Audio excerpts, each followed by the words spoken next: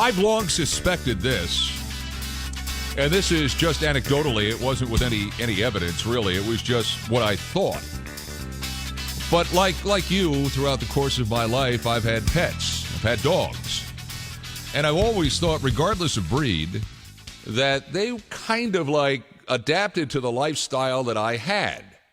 And that they kind of picked up with the with signals that I had, and they were basic signals. I think comfort, fear, danger, all of the things that humans have. I think dogs have. It's a different kind of perception, but they have it, and they pick up. I think when perhaps you're in danger, you're happy, or you're sad, or whatnot. It was all anecdotal. But now along comes this study done by Michigan State University.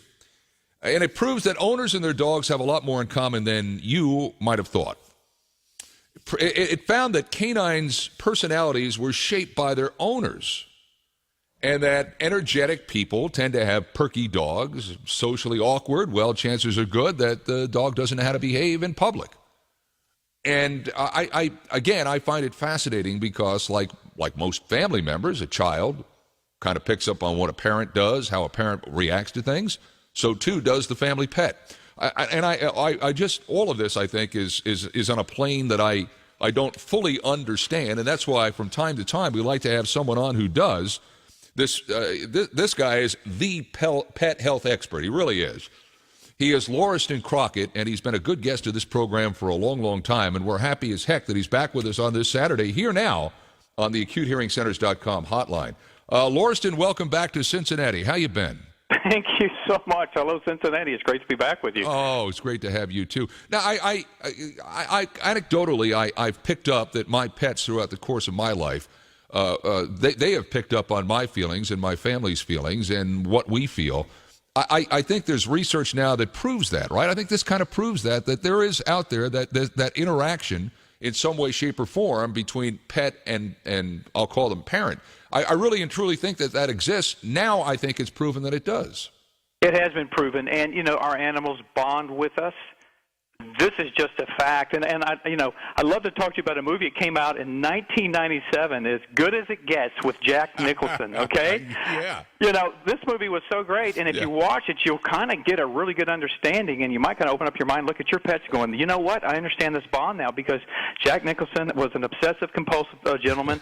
His friend got hurt. He had to babysit the dog, and by the end of the movie, the dog wouldn't walk on cracks because Jack Nicholson, who was Melvin, wouldn't walk on cracks. And the same thing happens with our dogs every day. Listen, with Max, when the pizza man's here, he comes to deliver our pizza, it's happy times, it's party time. Max is excited, he greets him at the door. Compared to the mailman, that's a whole different thing. But yeah, they absolutely do, and it goes way beyond that. I mean, even talking about people that are having seizures or insulin problems, these animals are able to pick up and know exactly what to do, and they're letting us know. If we're happy, they're happy. If we're sorry, they're sorrow also.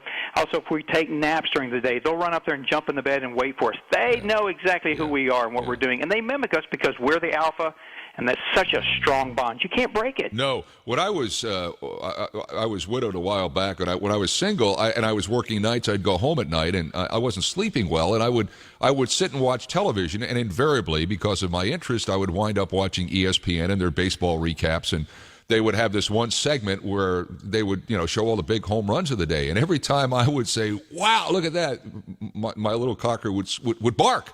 And I said, geez, I wonder if she's barking because I'm saying wow, or because, that she's actually seeing what's on TV. So I did it a couple of more times.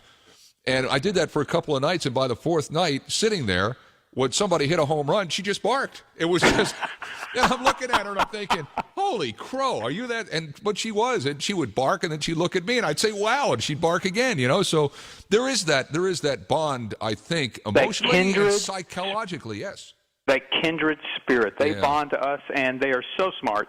Sometimes a lot smarter than we are in many ways. But because of that, it's just out of pure love and loyalty, which you and I have spoken about before. But yes, do they mimic us? Do they become a part of us? Absolutely. So if we've got, if we're like a family that isn't, active physically, chances are our dogs won't be active physically, and quite the opposite too. I live in a lovely area town here in Cincinnati where they have a bike trail, and people are out all the time walking their dogs, and the dogs are the happiest thing in the world. They're out, hey, we got some fresh air. We're out. Look at this. Look at that squirrel. Look at that twig. And they're having the time of their lives, and maybe that's one lifestyle. But the other lifestyle would be if we're just sitting around the house watching TV, chances are the dog will be right there sitting next to you. So it's a lifestyle. Your lifestyle choices are the lifestyle choices that the dog has to adapt to. You don't have to adapt to, and maybe you need to change your lifestyle choices because that may make the dog even happier. Well, and we've noticed also a lot of people end up picking dogs that kind of look like them too.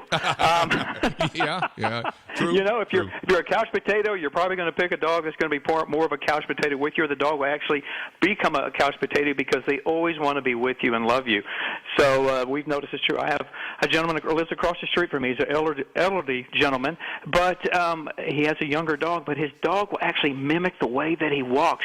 It's so fun. Yeah. I don't laugh, but it just brings me joy because I know that bond is there. So yeah, they're brilliant animals. Now I want to ask you about another study that came out that dogs can actually smell your emotional state and it affects their mood. And it was a study that was done at whether or not that a dog can read a human's emotions from facial expressions, and then whether a dog can smell emotional states when they respond and how they respond to them. I think the study was done where the pet owner was in a room with someone who wasn't the pet owner, and how the dog would respond to how the owner was responding to the other person in the room, whether it was fear or joy or whatnot.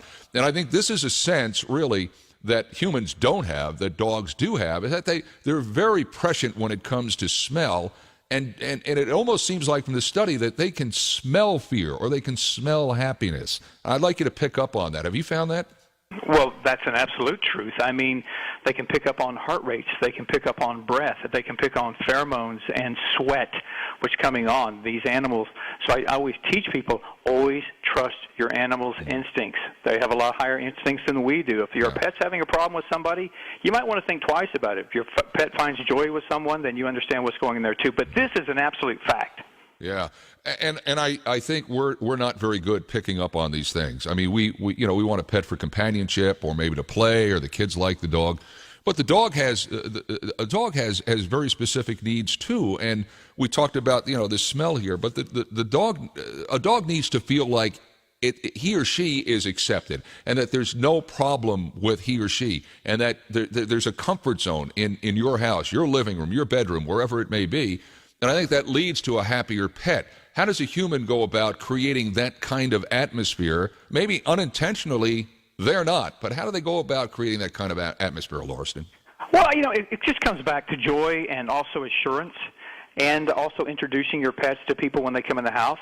When people come over my house, Max is always in a sit and a hold, and I then invite them and let them know that they're friends, and he opens up the invitation for that. So you have to set it. Remember, we've talked about this before. All dogs, you may think they're cute little babies, but they have the DNA of a wolf, and they're packed animals, and since you are alpha, they're going to follow your lead. Right. So it's really back to you. Now, again, in this study that I referenced that was done by Michigan State University, it says that if you have an older pet, and a lot of people now, I'm noticing, if they're older, they want an older dog. They want a dog that is, I guess, more their age. But are they tougher to train, Lauriston? And breed-wise, are they tougher to train as they get older? Older animals are kind of set in a way. Is it impossible? No, it just takes a little bit of love and understanding. But yes, they are a little bit older. But I am an advocate and a voice here in North Texas for all senior pets to get them a home and get them out of the shelter so they don't live their last days in the shelters there. Yeah. These animals are usually already trained. They're full of love.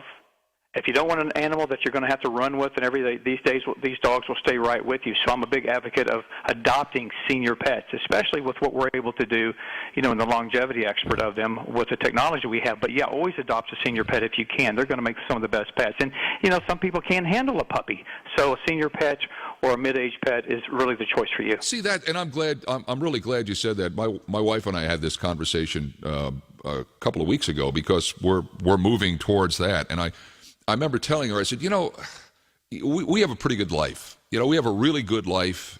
Just think about it. If you've had a dog that maybe didn't have a great life, maybe it was abused, maybe it was abandoned, maybe somebody that had that couldn't take care of it, and it's in a shelter or someplace like that. Wouldn't it be great if you could for the final age of whatever the dog's age is, how many years he or she has left, that, you know, they go out of this world on a high note, you know. Hey, this is the way it's supposed to be. And my wife picked up on this. She said, you know, when you go into a shelter and you see these dogs and you know, oh, let the dog out, let the dog see, you know, play with the kids, or it's happy. And then when it has to go back in the cage, there's just dejection, you know. I mean, that's the things that dogs pick up on. I really do believe that. Well, we actually talk about why it's so important to foster. Like I said, I do a lot of work here in Plano, Texas with the Plano Animal Shelter, and I sponsor every senior pet up there and do videos every week on different social media, Your Pet's Radio. And by doing this, when an animal is in that, I call it the hole, basically, you know, their anxiety, they want to get out, there's noise constantly, compared to when you get them out. There was a dog up there called Fred. He wasn't adopted for 9 months. I went up there and took him in an extra room with me, and he was fantastic. He wanted to lay beside me and play with his toys. Thank God we got him adopted that day. But when you get him out of there and you take him in the back, you really see who they are. So looking at dogs, you know, see the kind of dog you want, get them out of there. You foster a pet or take them out and play with them, you really see who they are. How can you not love a dog named Fred? You know what I'm saying? Fred. Hey, here's Fred. You know, Fred the dog. How can you not love a dog named Fred? He was a pit bull mix, and it scares some people. But this little boy, he was gentle. He was fantastic. I wanted to take him on myself, but because of Max, 2 cats, and my 7-year-old little son, you know, I'm kind of got a house full right now. Lauriston, you mentioned your videos. Where can they find? Where can people find? I'd like to see them. Where are they?